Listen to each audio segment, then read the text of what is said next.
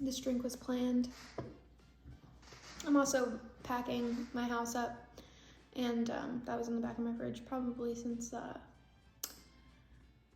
February or March, so she's a little tasty. Anyways, hi everyone, it's me, Caitlin. Today I'm going to be going over Promises and Pomegranates by Sav R. Miller. Sorry, I don't know why I couldn't say that word. Anyways, this is a romance novel, fiction obviously. The tropes in this are mafia, age gap, there's kind of like a Christian Grey with the money thing going on.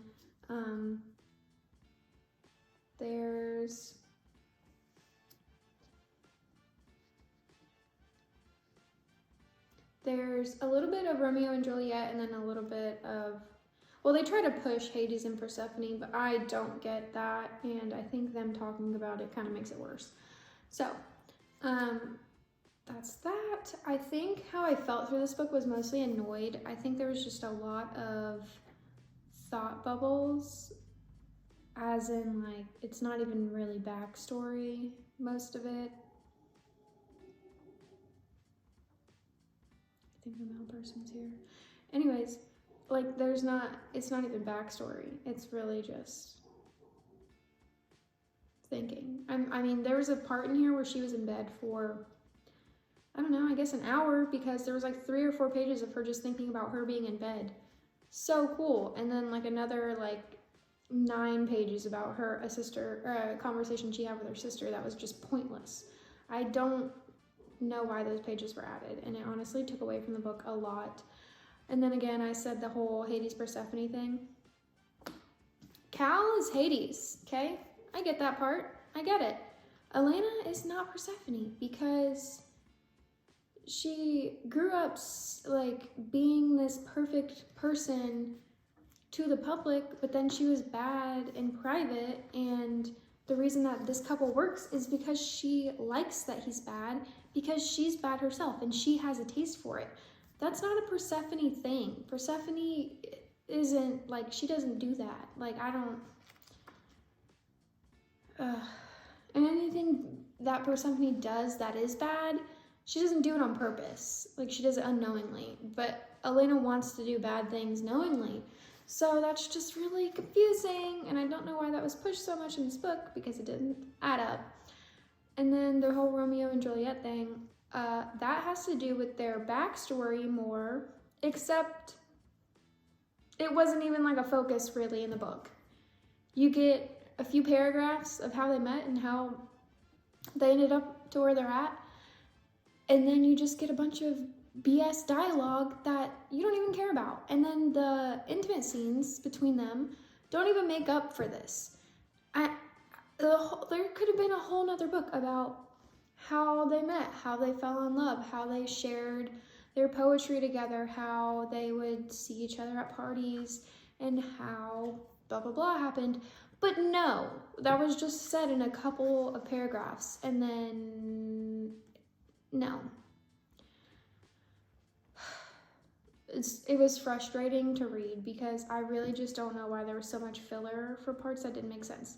Honestly, if you were just trying to make a book, the author could have just made a novella, and that would have been 10 times better. Also, all of the quotes I like are from Cal, because his character seems to be more of like a genuine character, somebody who is really thought out. Elena just kind of seems like an afterthought, like Cal was meant to be written about, and then Elena just needed to be there for the story to unfold, but it didn't need to be unfolded this badly, I would say. The things that I liked about Cal, I liked how he is actually Hades, and that made a lot of sense. His backstory, I feel like, was like a good amount was said about it, and it made sense, so that's good. I liked his little possessive liking, because, you know, his name starts with a K, my name starts with a K. I'm a little possessive and crazy. It's okay, okay? Anyways, I like that part. And then I underlined a lot of things in this book and highlighted a lot of things. But the one quote that I did want to say was, was, if you're jealous, I'm a goddamn psychopath. This, I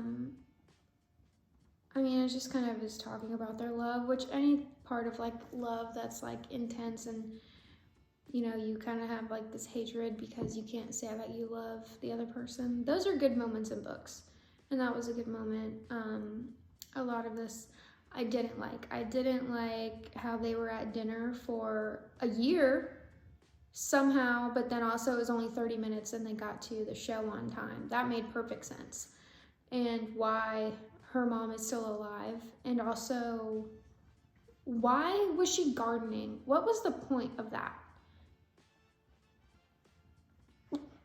Like, she had other hobbies. Why would she garden? Why would she garden? That was just not important at all. Also, why are her sisters calling her and caring about her all of a sudden? Because they grew up together and they didn't really care about each other that much. Like, they would throw each other under the bus and she would always compete with them for attention. So what was the point?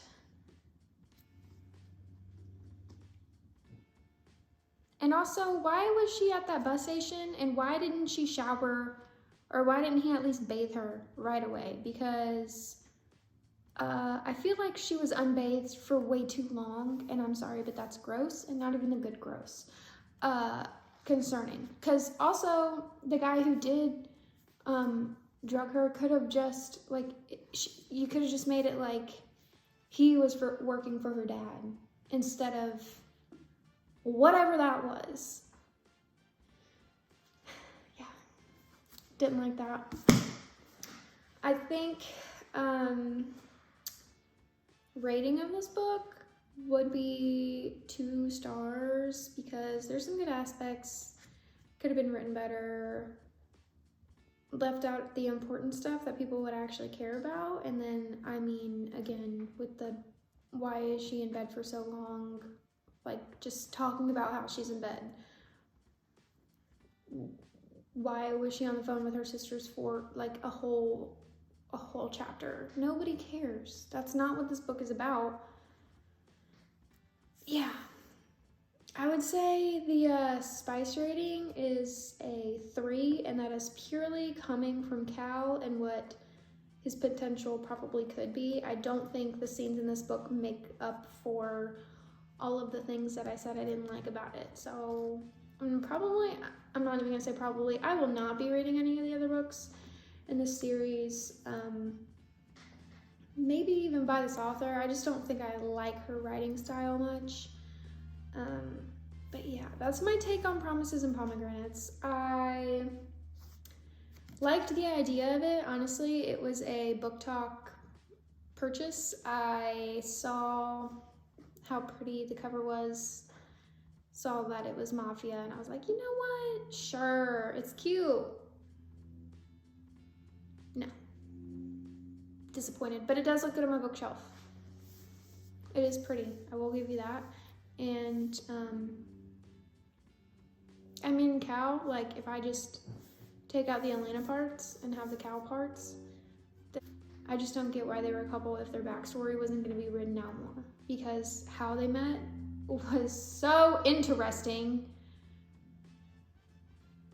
but it wasn't really mentioned in like an interesting way. So that's that. Thank you guys for letting me annoy you today. I will catch you next time. Bye.